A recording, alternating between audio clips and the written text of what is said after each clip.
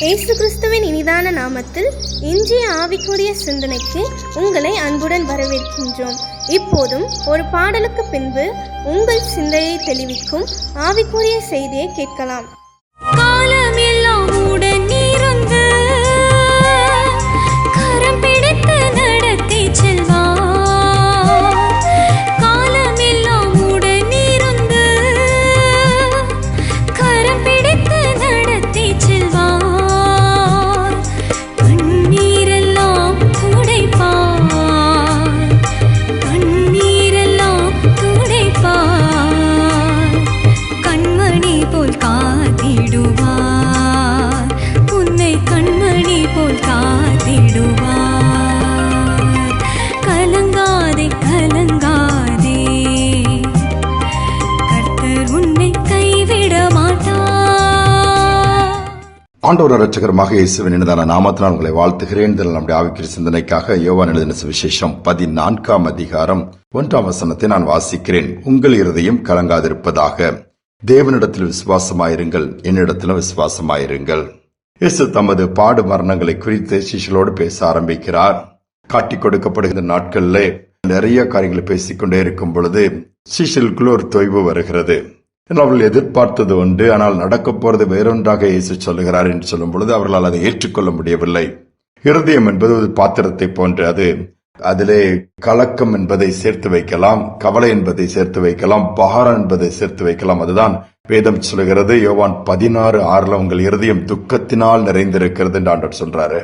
நம்முடைய இருதயம் சில நேரத்தில் துக்கத்தினால் நிரம்பும் பொழுது சரீரம் பலவீனப்பட்டு விடுகிறது, எல்லாமே எதிர்காலம் கேள்விக்குறியாய் மாறிவிடுகிறது, பயம் தொற்றிக் கொள்கிறது. சிலருக்கு தங்கள் இருதயம் எல்லாம் பயத்தினால் நிரம்பி இருக்கும். எதை பார்த்தாலும் எதை பேசினாலும் பயத்துக்குரிய காரியங்களாகவே இருக்கும். ஆண்டவர் என்ன சொல்லுகிறார்? சூழ்நிலைகளை பார்க்கும் பொழுது பயப்படாதிருங்க, உங்கள் இருதயம் கலங்கிவிடக்கூடாது, கலங்காதிருப்பதாக. அதுல எந்த ஒரு தத்தளிப்பும் ஏற்படாதபடி அதில் ஒரு அமைதியை ஆண்டவர் எதிர்பார்க்கிறார். இருதயத்தில் ஒரு சமாதானம், ஒரு அமைதி இருக்குன்னு சொன்னா எதையுமே நம்ம ஃபேஸ் பண்ண முடியும், எதிலுமே ஒரு துணிந்து நிற்க முடியும், எதிலுமே ஒரு தெளிவான முடிவு எடுக்க முடியும், தெளிவான காரியங்களை சரியான நேரத்தில் சரியான காரியங்களை செய்ய முடியும். அது இல்லாமல் போகும்பொழுதுதான் எங்கு பார்த்தாலும் குழப்பங்கள். சிஷ்யர்களுக்குள்ள ஒரு தெளிவு இல்லை, ஒரு குழப்பம். எதிர்காலம் மற்றும் என்ன நடக்கப் போகிறது என்பதை வேதத்தின் மூலமாகவே இயேசு சொல்லுவதன் மூலமாக கூட அறிந்து கொள்ளக்கூடிய ஒரு தன்மை அவர்களுக்குள் இல்லை. அதனால்தான் பயம். அவர்கள் சிதறடிக்கப்பட்டார், பின்வாங்கி போய் மறுதலித்து தாங்கள் அழைப்பை விட்டு மீண்டுமாய் எதற்காக அழைத்தார் அதை மறந்துவிட்டு முன்பு செய்தது மீன்பிடிக்கிற வேலையை செய்யும்படியாய் போய்விட்டதாக வேதத்தில் வாசிக்கிறோமே. ஆண்டவர் உங்கள் இருதயம் கலங்க வேண்டாம், என்னிடத்தில் விசுவாசமாயிருங்கள், தேவனிடத்தில் விசுவாசமாயிருங்கள் என்று சொல்லி அழகாக சொல்லுகிறார். இன்னைக்கு உங்கள் இருதயம் எப்படி இருக்கிறது? அல்லது நம்முடைய இருதயத்தை சற்று இன்னைக்கு யோசித்து பார்ப்போம். ஏதோ ஒரு காரியம், ஏதோ ஒரு நடந்ததா இருக்கலாம், அல்லது நடக்க போறதா இருக்கலாம், கேள்விப்பட்டதா இருக்கலாம், அல்லது எதுவுமே முடியல என்று சொல்லி குழப்பத்தில் இருக்கிறீங்களா? தெளிவை ஆண்டவர்கிட்ட கேளுங்க. ஆண்டவர் என் இருதயத்தில் ஒரு சமாதானம், ஒரு அமைதியை கொடுங்க, ஒரு தெளிவான ஒரு சிந்தையை கொடுங்கன்னு சொன்னீங்கன்னா நிச்சயமாகவே அடுத்து நாம் செய்ய வேண்டிய காரியங்களுக்கு நேராக நாம் மூவ் பண்ண ஆரம்பித்து விடுவோம், செய்ய தொடங்கி விடுவோம். நீங்கள் கேள்விப்பட்டிருப்பீர்கள், சொன்ன சம்பவமாக கூட இருக்கலாம். ஒரு முனிவர் தன் சிஷ்யர்களோடு கூட ஊருக்கு வெளியே காட்டின் பகுதியிலே இருக்கிறார். சிஷ்யர்கள் அவர்கள் அங்கு கிடைக்கிற ஃப்ரூட்ஸை சாப்பிடுவாங்க, அவர்கள் வேண்டிய போதனைகளை கேட்பாங்க. அந்த முனிவர் அவர்களுக்கு வேண்டிய எல்லாவற்றையும் செய்து கொடுத்துட்டு இருப்பார். ஒரு நாள் ஒரு சீஷனை கூப்பிட்டு, நீ போய் அவர் இதுல குடிப்பதற்கு தண்ணீர் பிடித்துட்டு வா, அவங்க பக்கத்துல ஒரு ஓடை தண்ணீர் ஓடிக்கொண்டிருக்கும், அதுல பிடித்துட்டு வான்னு சொல்லி போகிறான். அவன் போய் தண்ணீர் பிடிக்க போனால் தண்ணீர் கலங்கி போயிருக்கிறது. கலங்கி இருந்தனால குடிப்பதற்கு ஏதுவாக இல்லை.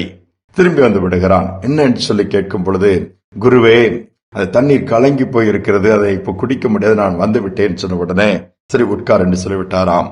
கொஞ்ச நேரம் தாண்டின பிறகு போய் தண்ணீர் பிடிச்சிட்டு வான்னு சொன்னாராம்.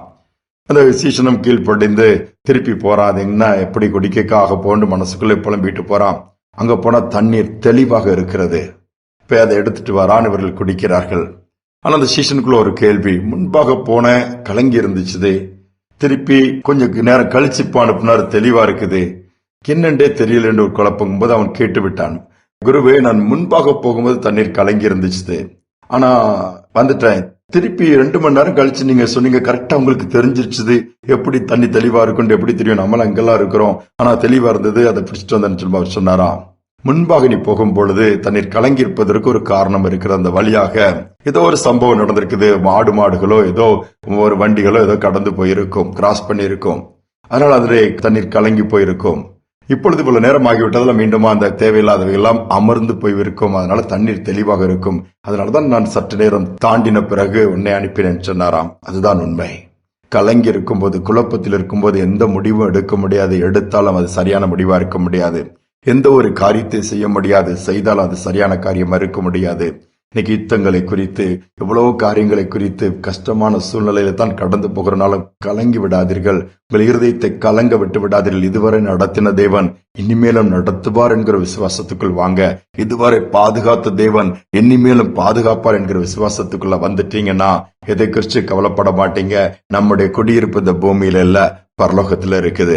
அந்த சந்தோஷத்தோடு தொடர்ந்து நாம் முன்னேறி செல்வோம் என்று சொன்னால் ஒருபோதும் அழைத்த தேவன் கைவிட மாட்டார், நடத்துவார், கடைசி வரை கூட துணை இருப்பார். ஜெபிப்பும் அன்பின் தகப்பனே, கலக்கமும் வேதனையும் பலவீனமும் சோர்வுகளும் நிறைந்த இந்த நாட்கள்ல இந்த காலை நேரத்தில் நம்முடைய சமூகத்துல தாழ்த்தி வந்திருக்கிறோம். புதிய நாளை கொடுத்திருக்கிறீங்கப்பா.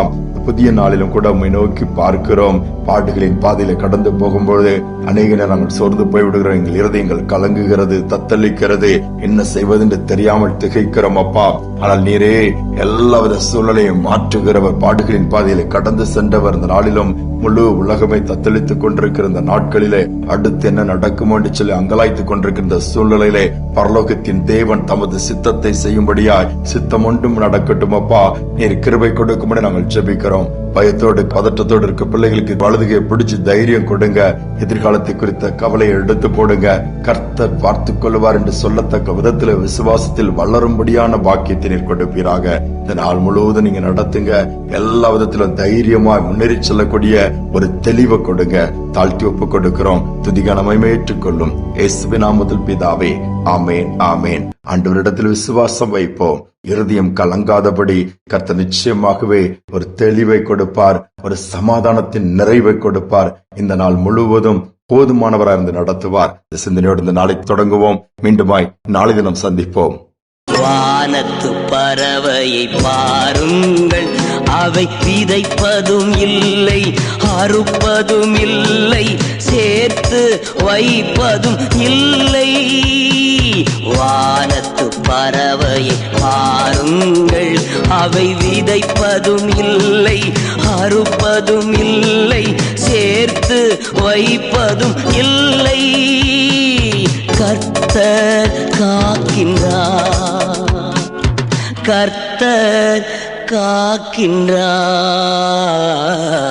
கர்த்தரை நம்பிடுங்கள், அவர் கைவிடவே மாட்டார், அவர் கைவிட